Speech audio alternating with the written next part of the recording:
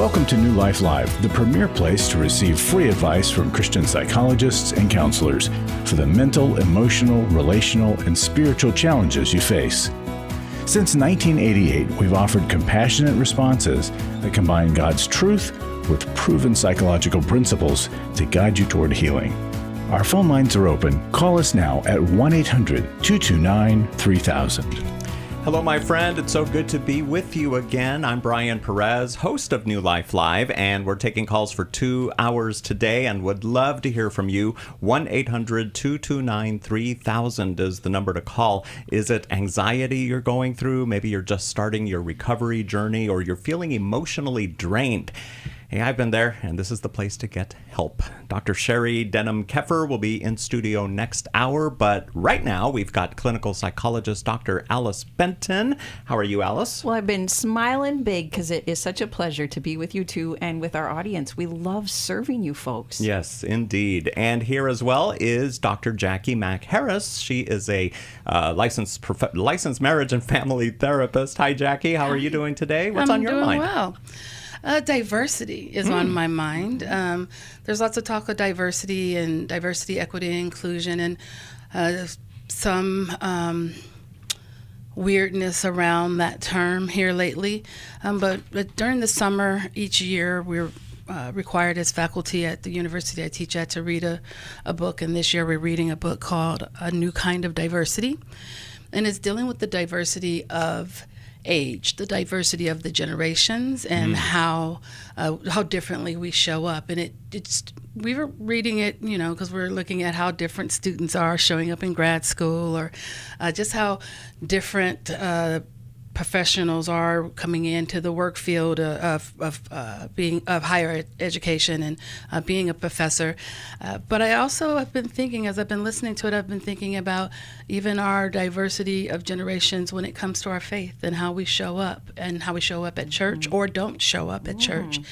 And it's just made me curious and interested to have conversations around this topic and how we can do things maybe a little differently, or how we can and I mean not differently necessarily by the way we do church, but by the way we relate to one another and understand one another. And we just all have different needs and focuses. And so it's not so much that the baby boomer generation is bad and the millennial generation is better, or vice versa, but we all have different priorities. And we're missing each other because we're not letting that be okay. Because, you might have an idea that you need to work, and that's what it means to be a responsible adult. Well, you might also have the idea that that's insane. Why would I have to work my entire life? Is that what God really created me for? But we're not having those conversations, and we get so twisted up in all the politics and everything that's going on. That's why I led with, DEI is kind of a weird topic, but because it's become a weird topic, we're not having the conversations we should be having. And instead, what we're doing is becoming estranged. And I think that there is a lot of work for us to do as church. I think there's a lot of work for us to do as Christians, as moms and dads. And the best way for us to do that is to lead with curiosity.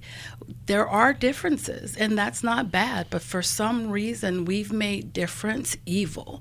And I just think we need to take a step back from that. Otherwise, we're going to continue to not have a workforce because generations can't work together, and our churches are going to continue to dwindle, because if there's no youth, there's no life, and the church will die. Yeah. And that concerns me. So I'm just wanting to open up the conversation, and hopefully other people will want to talk about it too. All right. Alice? We have a God who leads with curiosity. Some of his first words uttered and written in the Bible were, "Hey, Adam, where are you? What you doing?" Right. So that curiosity, if God displays that, that's how we can connect with people. Yes, thank you for the challenge. We should use it as well frequently. Indeed. All right. Give us a call. We're going to be taking calls for 2 hours today at 1-800-229-3000. Got something on your mind? Got something that you've been dealing with, struggling with? We are here for you. We would love to help. If you're watching us online right now on Facebook or YouTube, call in. We'd love to chat at 1-800-229-3000. I was stuck. I was so stuck. 27 years married. My husband addicted to pornography for the majority of our marriage. I was very isolated and didn't really know which way to turn. If you've been affected by betrayal, an emotional or physical affair, or pornography, Restore Intensive will equip you with support and tools to help you through. When two people want to do their part, we can be restored. But if they don't, we can still be restored. We are not stuck because someone else made a decision. That God lets us weigh in on how we want to walk out our lives. Our wellness does not hinge on another person's decision. The Restore Intensive is coming to Washington, D.C. November 7th to the 9th.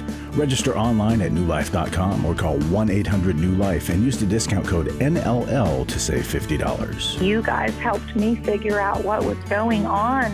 1-800-NEW-LIFE and the discount code NLL.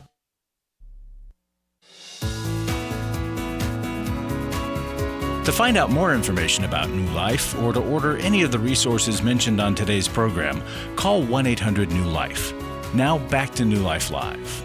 By the way, if you are unable to call in when we are here in the studio, there are other ways to get your question to us. Go to our website, newlife.com/radio, and there you'll see how you can submit a voicemail or an email.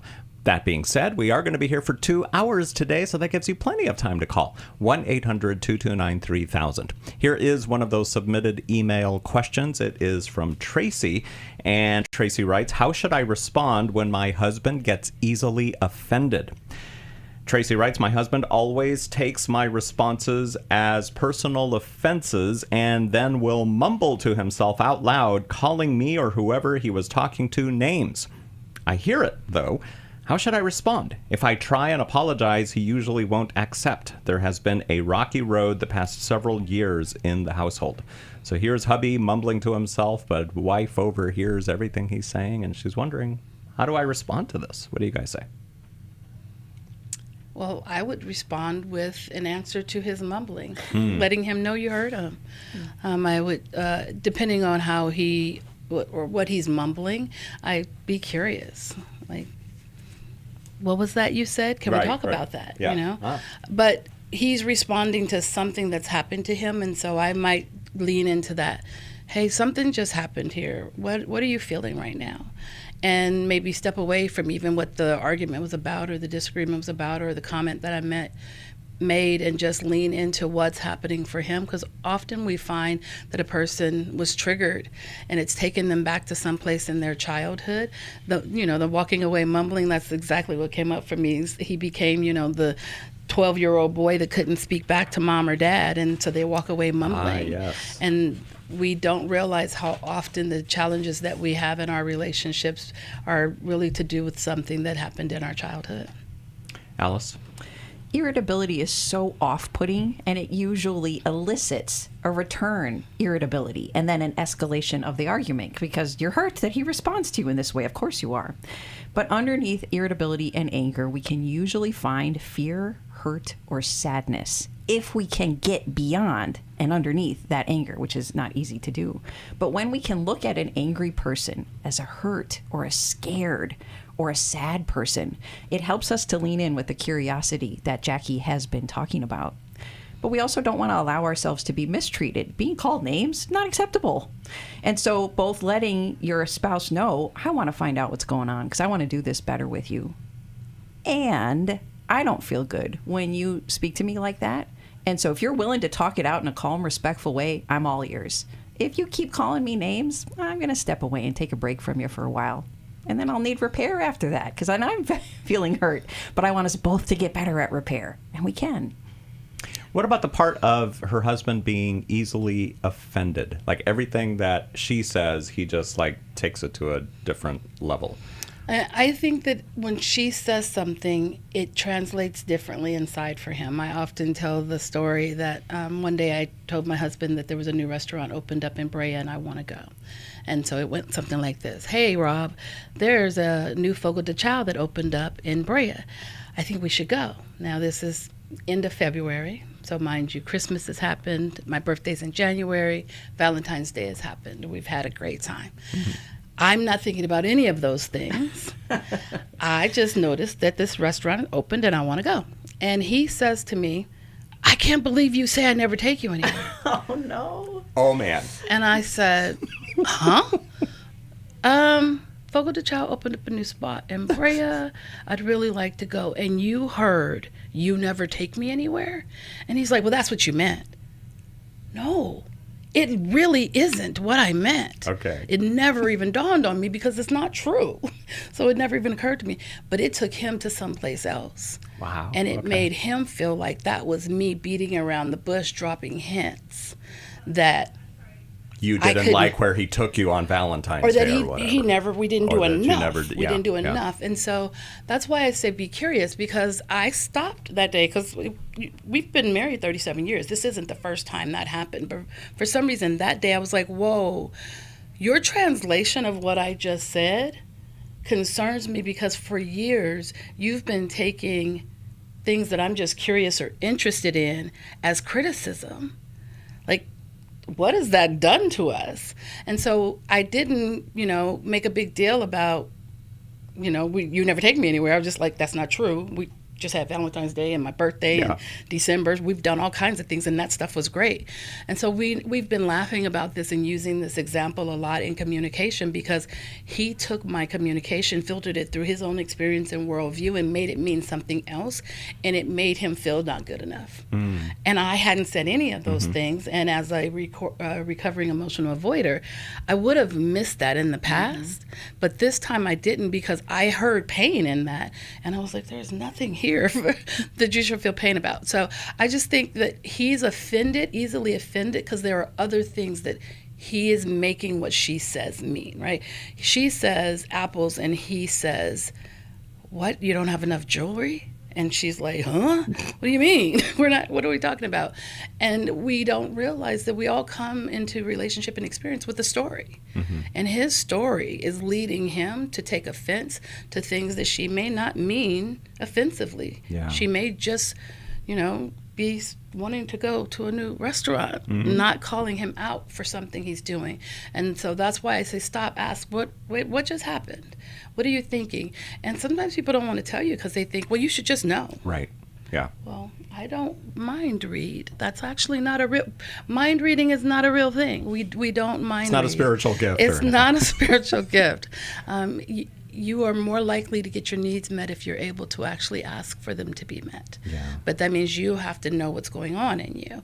And if I notice that my husband is offended by just about everything I say, I'm going to get curious as to what the meaning of what I just said is, because my husband and I have talked about how we use language differently.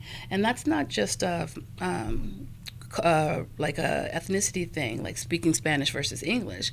But he was in the Marine Corps and I was in the Air Force. We use different words. He grew up in the South. I grew up in California. We use different words. He was raised by a pastor in a home where their religion was, Church of God in Christ, Christianity. I, in the summers, hung out at Baptist church with my grandma. So we just have different upbringings, and so we use words differently. And that has gotten us into trouble sometimes. And so I just encourage listeners, if you find yourselves just confused by how easily offended your partner is, you might want to take a step back and get curious about what they are hearing. And don't get twisted up in the argument of, that's not what I said. Yeah, clearly that's not what you said, but that's what they heard. Let's deal with that. Yes. And then once we do that, it brings the person down. They feel validated. They feel empathized with. They feel seen and known. It's much easier then for them to then hear you on the other side, and then you can share what it feels like to always be accused of an offense, because that's also probably triggering to the wife. She's probably got some childhood stuff in which she was always the one in trouble and she could never do anything right, and now he's bringing all that back up in her. And so it's a good time to read How We Love.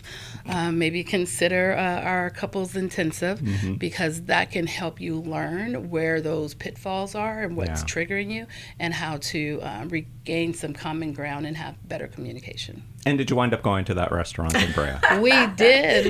question. All right, We good did. to know. All right, let's go to the phones now. We're going to start with Jill, who is in Baltimore, listening on WAVA. Welcome to New Life Live, Jill. Thanks for calling 1-800-229-3000. Thank you for taking my call. I have a specific question. I guess I'm thinking geared to the age. I'm an older parent. I adopted a child when I was 44, and she was 1 from China. And it seems like now she has since graduated from college. She's still with us, working on her career. But it seems like there's so much resentment for some reason between us, between her and actually my husband and I. And always a feeling of like a feeling that we're going to abandon her even at an older age, and we would never do that. We've always let her know we love her to death. We want her part of our life forever, but it just seems like I didn't know if it's the baby boomer. My husband and I are kind of workaholics. The difference in the ages that are causing part of the resentment between us. Okay. Yeah, there's probably a combination of things. I'm thinking about attachment as well, and that there is this missing link from her infancy that may always sit with her. And even though you guys have consistently been there and shown her that you're not going to abandon her, you're not going to send her away. You mentioned some workaholism, and there might have been other things in your life that caused you to be away from her for time periods, and so that might have re-inflamed that fear of loss and abandonment each time you guys weren't available for her. But I love hearing you say that you tell her all the time you want her in your life forever. She is your child. That's your girl. She probably has some injuries inside to work on that no one's aware of, because I've worked with people who have been adopted who had great childhoods, who have great relationships with their parents and who see them as their parents, but still really struggle with that attachment piece. Yeah. Alice, any thoughts? Jill, it's such a good question you're asking, because you see your daughter's pain, and rather than staying in just the defensive mode of, we're not going to leave you, we never have, what's the matter with you? You're willing to wonder, what else might be taking place and what can we do about it? The body can hold on to the information of trauma, even trauma that occurred in vitro, which is pretty shocking. But what your daughter went through with her biological parents traumatized her body and her brain. And so her radar system has been left very sensitive that she was absolutely abandoned, no matter what the rest of the story is. And the goodness of her biological mom to give her up for adoption, she was still abandoned. Her body was abandoned by her mother and by her biological father. And so her radar system is still tensed for that to continue to take place. And so even small ruptures that might have happened in parenting, because they always happen in parenting. I was left behind at an A&W restaurant, and my family left and went on down the road without me. Well, they came back in 7 minutes, but those were 7 agonizing minutes. And so if anything like that has also happened to your daughter in the normal course of life and growing up, it could further enhance her fear that it has happened, it's going to keep happening to her. And so to help mitigate the fear and to turn her radar system down, there are a couple of really effective methods. One is to acknowledge, daughter, you're afraid. You're afraid that we won't love you, that we'll leave you. We see that, we notice that, and we want to just hear about it and be listeners. And the best way to stay a safe, curious, non-defensive listener is to listen to her through the steps of the comfort circle, where you just listen to gather information, even if she's incorrect in what she says. And then a kind of therapy like eye movement desensitization and reprocessing, EMDR, because it gets to the subconscious emotions and the memories linked to them, and it can help unravel and decrease that high tension in her radar system. And you mentioned the generations and the different ages, and that is probably also heightening her sensitivities, because if she's a millennial and you're baby boomers, there's just a very different way of viewing the world. And often I hear millennials saying that they feel like they're unwanted, and that there's no place for them. And so she might be carrying just some of that generational cultural stuff around with her as well. And so I think what Dr. Alice said about using the comfort circle and communication would be just so helpful. Maybe the book How We Love would be helpful for them. And you make me think, Jacqui, that Jill, she might even be fearing your death. And because of your age compared to the age of other parents, she's going to lose you eventually. And so she's already braced for it. Yeah. Yep.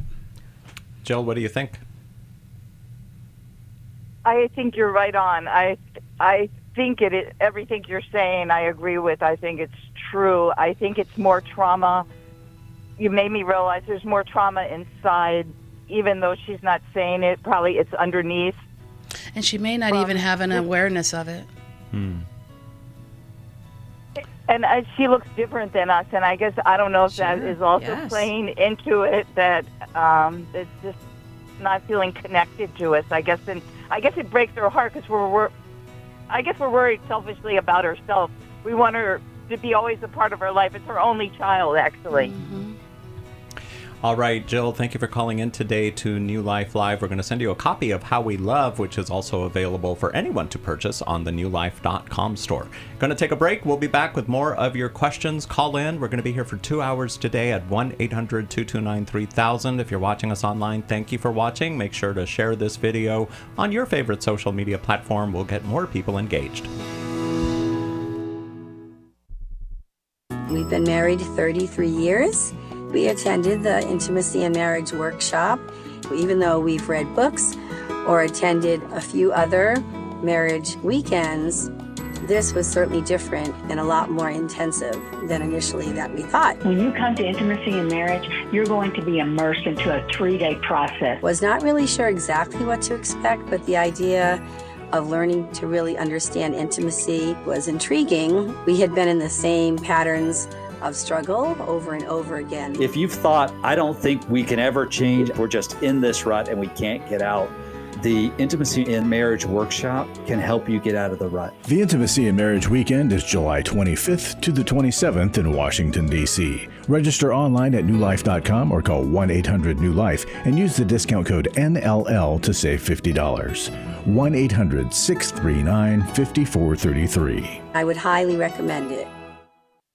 For over 35 years, New Life has been the most trusted name in Christian counseling. Your ministry has saved my life. If you struggle with emotional hurt, family or marriage problems, the pit of depression, or the pain of addiction, we can help. I'm down 100 pounds now from what I was. I found a counselor through New Life Ministries, and it's just been outstanding. Our treatment programs provide clinically appropriate solutions from licensed professionals, all in a biblical framework. I have had problems with alcohol. I think God has ordained this place to be His. You don't have to be a prisoner of your pain. Help is available at 1-800-NEW-LIFE. She tells me that I'm a new man, and I feel like a new man. It worked for me, and it can work for them too. This time it is different. If you're ready to take the first steps toward genuine spiritual and emotional healing, call us today at 1-800-NEW-LIFE.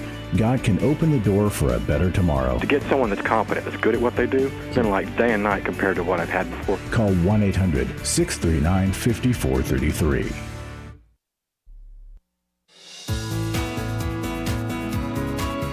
We'd love to hear from you. If you have a question or a comment, call toll-free 1-800-229-3000. Now back to New Life Live. Ladies, if you've experienced sexual betrayal, whether it's due to affairs, pornography, solicitation of prostitutes, fetishes, sexting, voyeurism, or same-sex attraction, the betrayal you're feeling is traumatic and devastating, and you need healing. New Life has created a free downloadable guide that you can get directly from the Restore page of our website, newlife.com/restore. And while you're there, you can also find details about our next Restore Healing After Betrayal Intensive.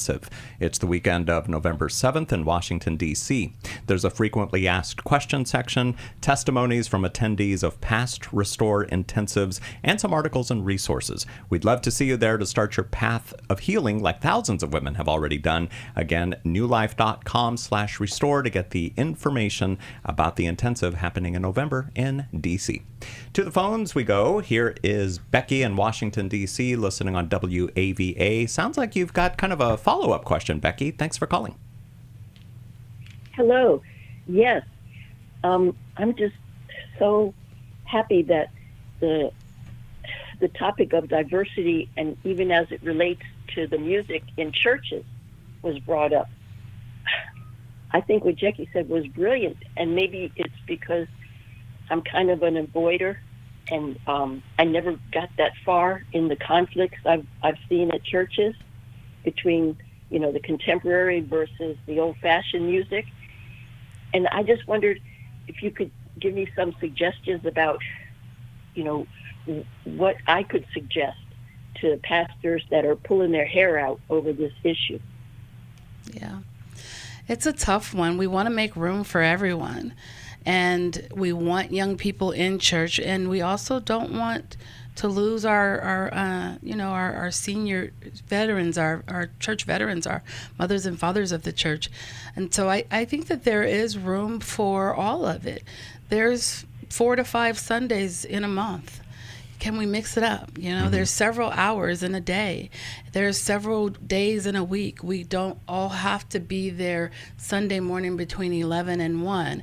Can we have a different service? Can we have a contemporary service and a traditional service? Can we have a youth open mic night? Get creative and make room for everybody. I think we just have to think out of the box. The problem, I believe, is that we just get so rigid and we're like, no, it must be this way. And God didn't do that. Why do we continue to do it? He said that we were all created differently, and with all these different gifts and talents, we seem to want to be linear and monolith, which is not of God. An open mic night, that sounds like a great idea. Yes. Alice?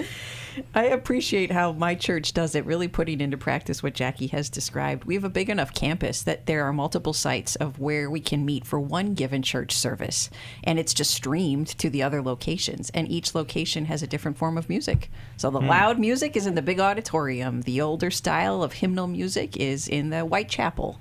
And so the diversity is right there. You get to choose what you want at church.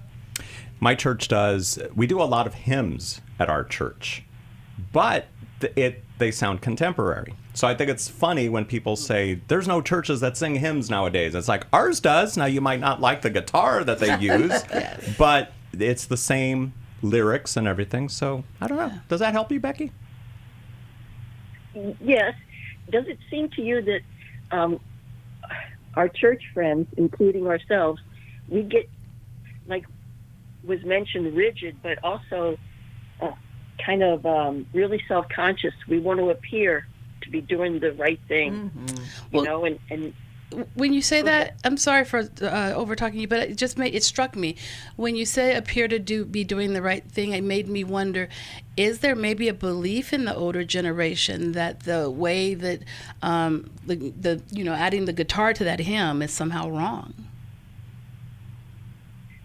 Yeah, there is. I think. Yeah. And Becky, I think that there is some substance for that stance in the Bible, because there are certain instruments that were prescribed to be used in worship, and then other instruments were not mentioned.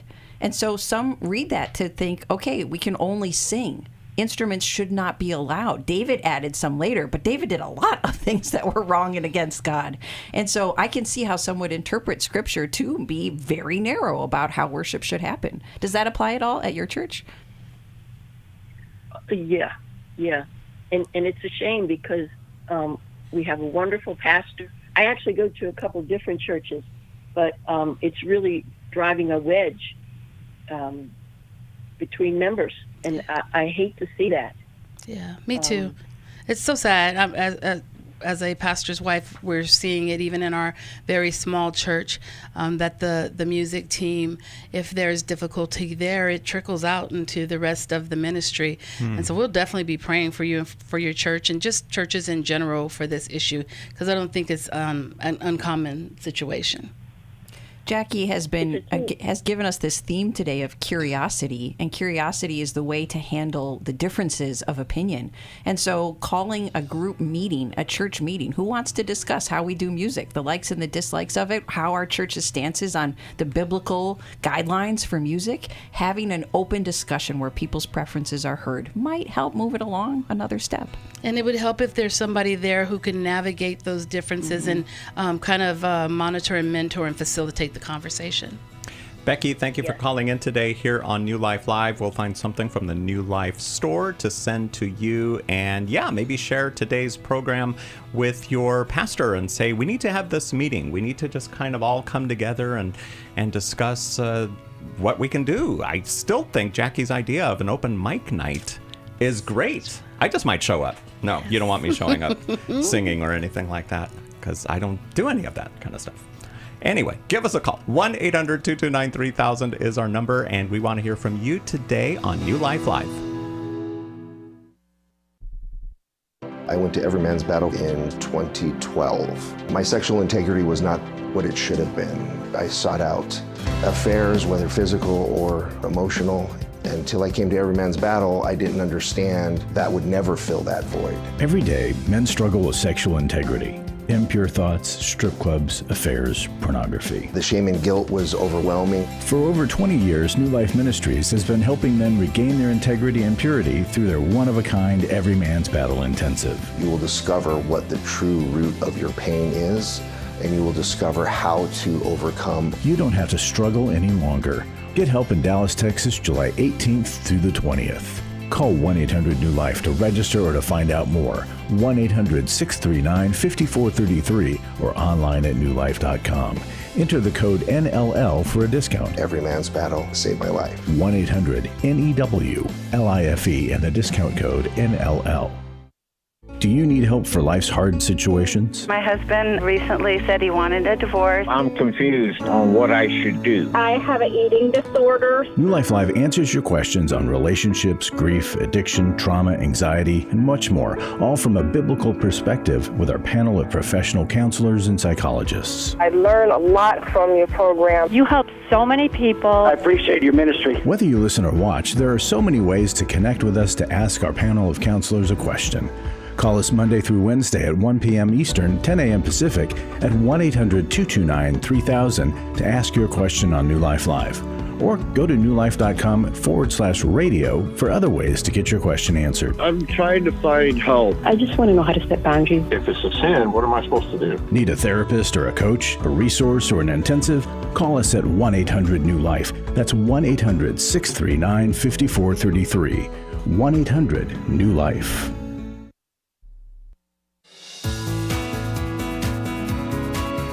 We're glad you joined us for New Life Live. To be a part of the program, call 1-800-229-3000. Now back to New Life Live. Becky, whom we were just speaking to, we're going to send you a copy of the 1-Year Bible for Women just for calling in today to New Life Live. You know, in this world, Jesus told us we are going to face trials and tribulations, and people contact us from all over the world looking for help from our counselors and therapists through prayer, resources, and encouraging word, help with attending one of our intensives, or free advice on this radio program. Your financial gift makes it possible for us to lead people feeling lost and alone towards new life. You can give online at newlife.com or by texting NLM as in New Life Ministries, NLM to 28950, or call us at 1-800-NEW-LIFE. Thank you for whatever you can do. Back to the phones now. Here's Michael in Toronto, Canada. He is listening on newlife.com. Hi, Michael. Thanks for calling in today. Hi, how are you doing today? Doing well. How can we help you? First of all, thank you for taking my call due to the program, and this is not something that I've done before. This is something that's been on my mind for quite some time now. I'm tortured by my own imagination, so to say. So here goes. I feel awful that my girlfriend already had sexual experiences with other guys in her past. And it poisons me to know that I'll never be her first. And that even though I've more or less saved myself for marriage, and I still have that first experience, but I don't know, it's not something that changes anything with, well, at least me. We've been dating for almost a year now, but for quite some time now I've known that she's the one, and I plan to propose sometime this September. But I don't feel like this is something I can talk to her about, and I don't feel there's any use in it because she's never talked about this herself, and she seems to be well over her past. But these past months, I seem to be obsessed with it in thought. I don't know what to do with myself. How old are you, Michael? I'm 24. And is she about the same age? She turned 26 this March. Okay. So, Michael, are you hard on yourself when you make mistakes? Yes. And were your parents the kind that really called you up to live well and do right? Yeah, you could say that. Mm-hmm. And how did they discipline you and talk to you when you didn't do well? I guess still am the kind of person who doesn't really, like, I've never really needed to be disciplined. Like I would be, my parents were out at work or studying in university, I would, they could comfortably leave me at home and I wouldn't cause any trouble. You're a trustworthy guy, so you have not had to face that. I guess not. I was always the quiet kind. Okay. So. Did you see a sibling or anybody else that was close to you make a big mistake and it really impacted you? It impacted me in what sort of way? Oh, scared you, worried you, made it hard to be in relationship with that person? Pre-girlfriend that you're talking to us about now. Yeah? What comes to mind? My little sister is, she is going to be turning 11 July 1st on Canada Day, actually. Huh. And she is not as, I guess, naturally well-behaved as I am, and she gets caught lying about stuff pretty frequently. And, well, there's been a couple times that she has done this to me, and, you know, I can't help but distrust her to an extent now. Every time she says something like, oh, now it's the truth, but what about those other times? Do you also fear that your future wife won't be faithful to you because she has been sexually active in the past? No. You mentioned that your imagination kind of runs wild with you. I'm not sure if that's the phrase you used, but that you're struggling with, you just can't stop thinking about it. Are you having trouble with what she has done, like imagining what she's done? Are you maybe fearful of comparison? No, I'm actually not concerned with that at all. But I use that phrase very specifically because, well, again, I'm new to your program. I didn't want to take up too much time here, but the other thing is that since I was in my early teens, I've been watching pornography. So I know what it looks like, even though I've never done it myself. And it kind of crushes me. And I don't know why. Like, we've been dating for almost a year now. First 6 months, this has never entered my mind. These past few months, like, I literally can imagine standing here. I don't know if she's maybe dated 2 or 3 guys in the past, I forget. Like, imagine 2 or 3 people standing there who, you know, made her feel things I wish only I ever did. And again, even though I've, so to say, saved myself for marriage, I'm far from pure in this regard. It is so brave and humble of you that you acknowledge that to us. Because when you feel as strongly as tortured by your imagination, as you said, there's meaning behind it. There are deeper roots to that of course have to do with your girlfriend, and this is sad that you don't get to be the first one to have this experience with her. But it's bigger than a normal sadness. And so it means there's history to it. We use this phrase that if we have an emotion that seems hysterical, it's just so big, then it's probably because it's historical. And so the path out of this, Michael, is to start to talk more with your girlfriend about your own humble admission of pornography use and about how you feel about her history. Not to do it at all in an accusatory way, but rather in a confession mode. This is what I'm carrying, and I don't want to feel like this towards you. I don't want to bring this into our marriage. So let's help each other to work through this. And probably having a counselor and doing it as premarital counseling, because this is heavy for both of you. It might be too big for a conversation just between the two of you. Would you consider taking that path? Perhaps, but, well, I have no idea how to take on that kind of conversation with her. I know there will never be a good time to do it, but, I mean, I don't even know where to start. And quite frankly, I'm a little scared of what the consequences of that might be. And furthermore, the last thing I'd say is, well, again, she never talks about past relationships. I've never even gotten a hint that she is like comparing me in any sort of way. So I'm afraid that if I bring this up, she will, after that, start being self-conscious about her past. And I mean, so how do you know that she's been sexually involved? You're sure about that, though? I mean, just because she's gone out with a few guys before, I mean, she has mentioned this to you at some point? I guess I never asked directly, but I'm quite sure of it. I haven't asked because, like, I really don't want to know the details because it will hurt even more to know. But I'm sorry, to answer your question, again, it's been almost a year now. I vaguely remember, like, making some joke that suggested about, like, something to do with sex. I know this sounds vulgar. I promise you it wasn't. But and she sort of froze up for just like half a second. And so you read that also, you read that as confirmation. Michael, you keep a lot of thoughts and emotions in your head. You're not with us right now, but I think your tendency is to think things through a lot, but because you don't know how to bring it up, you don't say it. And she's also quiet. And so these, of course, most difficult topics to address, you two struggle with that. And I hear your fear. Michael, the good news is that that's what counselors are here for, because we have conversations like this every day with people in our offices. So we know how to get through the awkwardness. We know how to do it diplomatically so that it's healing rather than destructive.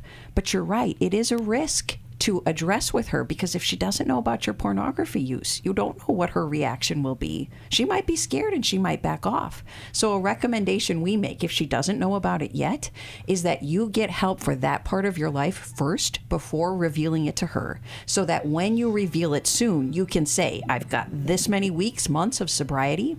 This is what I'm doing about it, but it is a part of my past that you have a right to know. And you do want to have these conversations. It can only make things better. You want to have them. You said there's no good time. The good time is before you say I do. Yeah. And he said that he might propose to her in September. So make it before September. Make it before September, yes. For sure. We've got a book in the newlife.com store called Every Man's Battle. We want to get that to you. We also want to invite you to America, to Texas, Dallas, because we are going to have an intensive called Every Man's Battle. I talked about it a little bit earlier. You can get all the details about it at newlife.com, and this is something that you should really attend. And we thank you for calling in today. Thank you for finding us and for calling us. You said you've never done this kind of thing before. We appreciate you trusting us. We'll be back on New Life Live. I was sort of vaguely familiar that the 12 steps had some origination in the Bible. I found Life Recovery, and one of the things I liked so much was that it had such a broad appeal. It wasn't limited to just alcohol or drugs, that it was addressing a wide range of problems. At New Life, we believe everyone can benefit from a life recovery experience. There are life recovery groups all over the country. They take place online, in conference calls, and in person. And if there isn't one in your area, we can help you start one. We have startup materials, leaders' guides, CDs, Bibles, and more, all with discounts available for groups. Call us at 1-800-NEW-LIFE and ask for Terry Ward. The 12 Steps have long been a great help to people in recovery because much of the 12 Steps' power comes from the fact that they capture principles clearly revealed in the Bible. The 12 Steps is really a pattern for all of us as Christians. Call 1-800-NEW-LIFE. That's 1-800-639-5433. Club New Life changes lives. You guys came along into my life in 2022. That was a really, really difficult year of my life.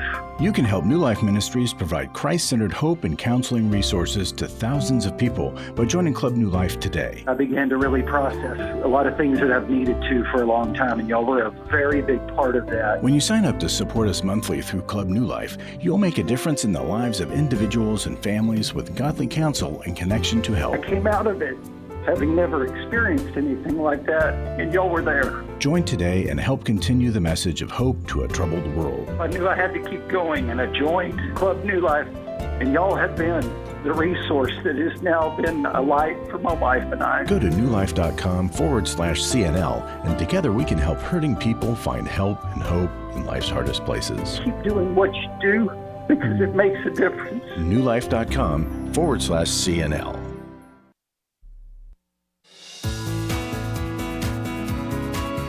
To find out more information about New Life or to order any of the resources mentioned on today's program, call 1-800-NEW-LIFE. Now back to New Life Live.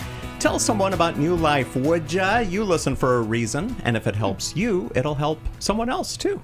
Dr. Sherry Denham-Keffer is going to be joining us in the next hour. If you'd like to speak with her, the number to call is 1-800-229-3000. And in the studio with me right now, we've got Dr. Alice Benton and Dr. Jacqui Mack-Harris. And we've got another call about the comment that, or the way we started the program today. Curtis in Texas, listening on KWRD. Hi there, Curtis. Go ahead. Hi. I was listening in the truck going down the road, and I'm actually a local pastor of a pretty conservative church, and just was just going to share a couple quick thoughts of stuff that has really helped our church during the transition of kind of being stuck to moving forward. And one was in the midst of knowing what we needed to do and kind of trying to, being fearful about trying to navigate that and prayerfully moving forward. Just had a friend mention to me one day. He said, don't neglect your senior adults that you're afraid will be resistant, but have a conversation. Sit down and talk. Don't neglect them and just move forward, or they'll obviously resist. But he just said, man, ask them this question. He said, would you trade me your hymns for your grandkids? Ooh. Whoa. Ooh. And that statement set me on my heels. And the immediate response clearly is going to be, well, we shouldn't have to. And I understand that, but we don't make the rules. Right now, culturally, it seems as though I have to choose as your pastor, and I need you to know I'm going to choose your grandkids every time. And that was such a pivotal, just a thought process that was super helpful for us. And so I thought I'd share that. What do you think about that? It put me back on my heels, too, and it struck me so much because what I heard, and I hope nobody missed this, Jesus. Yeah. You want us to keep singing your songs because you like them and you're comfortable with them. But we are called to go out to the highways and the byways and to share what we've been taught. This generation can't hear Jesus in your hymns. We're moving at a different speed.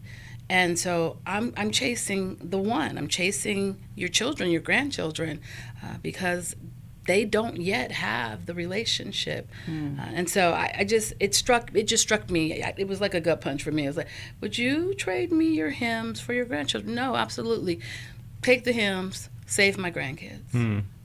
Alice? And Curtis, we just thank you for being that kind of a leader, that you're being God's hands and feet to these folks. Well done, sir. Yeah, absolutely. God bless you, and thank you for calling in today here on New Life Live. Jane in McKinney, Texas, listening on KWRD. Welcome to the program.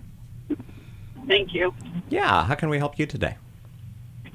I've never called in on this either, but I felt like it was definitely God leading me to call in to get help. Wow. What's going on? I've been married for quite some time. We've had a son that's really struggled to launch, and so he's been out for a little bit, but really has struggled mentally and with addiction. So he's been with us the past 5 years in his healing. But what I'm up against is my husband is enabling him, because our last thing, we had to take away the credit card and his whole thing in financial, because he gave away all his funds in the casino. So we've taken that away from him to prevent him from, and he does not make a big wage, but my husband continues to enable him and takes care of everything for him instead of showing him how to do it to take over as an adult. And with him living with us, I feel like he should do his part, about the chores and all that as we get older. And he doesn't intend to do that without a big to-do. And then I have no support from my husband. with that, and which Jane, really affects our marriage. I'm going to interject a question here. What do you think your husband is afraid of if he doesn't do enough for your son? I have no idea. I only know the word he has said is protect. That's what he does, is protect. He's protecting him. I don't know what it is. Do you know what your husband's childhood was like? Was your husband abandoned or abused or neglected as a child? I have no idea. I'm sad to say I don't know anything, and I'm going on 46 years. Oh. You're going on 46 years of marriage? Yes. Okay. Yeah. So I want you to ask him that question. We talked about curiosity. So there definitely needs to be curiosity with your son. I hear you. You see the enabling, the codependency. It may not be helping your son get better. He's stuck, and you're feeling the pressure of continuing to raise this adult man. But it sounds like something went on with your husband that he is not going to let happen to his son. And so I think the conversation needs to be had, and I think that it might be best had with a good couples therapist that maybe specializes in communication, conflict management, and trauma work, because you guys have been married for 46 years and you don't know anything about his childhood. So there's some conversations to be had, because most of the problems in our marriage didn't begin in our marriage, they began in our childhood. And there's some things about him that he doesn't even know, and some things about him that you don't know, that is influencing the way you guys have navigated the situation with your own children. And the frustration you may be feeling could maybe be aided through a good many couples therapy sessions. Alice?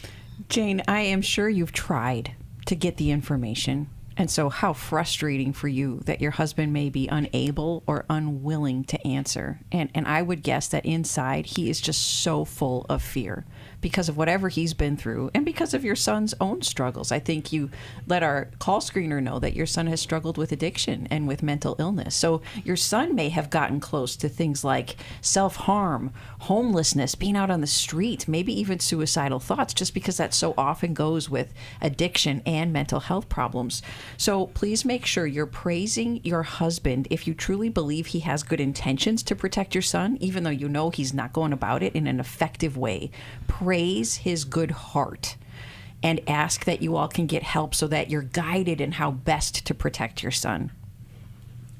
What do you think of that, Jane? I agree. I agree with that too, that he doesn't make a big wage, so he is afraid he will be homeless. So he is trying to do that and take care of him. And that is such a stark reality of substance use and mental illness when a person isn't getting help. And Jane, you probably know this. I don't know if your husband does. Sometimes we have to allow our child to get to the point of being on the street, because unless we let them hit their bottom, and some people have such a low bottom, meaning how much pain they have to experience before they're willing to humble down and get help. And for some people, that pain is sleeping out on a bench. And for others, it's being in jail and not being bonded out by their family. So helping your husband to learn that letting our children suffer so that they can learn to make the right decisions to get help is part of loving them well. It's actually part of protecting them. And if we're covering every expense for them because he doesn't make that big of a wage, then we're leaving room for gambling. And it sounds like his addiction is that gambling, that process. And so even with process addictions, we have to let them get to that bottom, get to that hard place to where they have to do something different with their life. And when it's a process addiction, a lot of times people minimize it because it's not drugs and alcohol. They don't notice it right away. Oh, what's a scratcher here, or a lottery ticket there, or a trip to the casino here. It's just a few dollars here, a few dollars there. But really, people have lost everything because the brain is still doing the same thing it does with any other addiction. It's saying, I have to do this or I'll die. And so he needs to get some help and support. And if we give in and pay for too many things, he can't do it.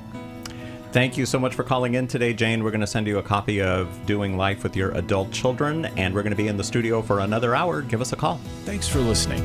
We hope this program has helped you by giving you insights for handling the challenges you face in your life. We want you to know that we're here for you, but you also need to know that New Life Live is a listener-supported ministry. To make your donation or to get any of the resources mentioned on today's program, call 1-800-NEW-LIFE. That's 1-800-639-5433 or online at newlife.com. Please join us again tomorrow for New Life Live.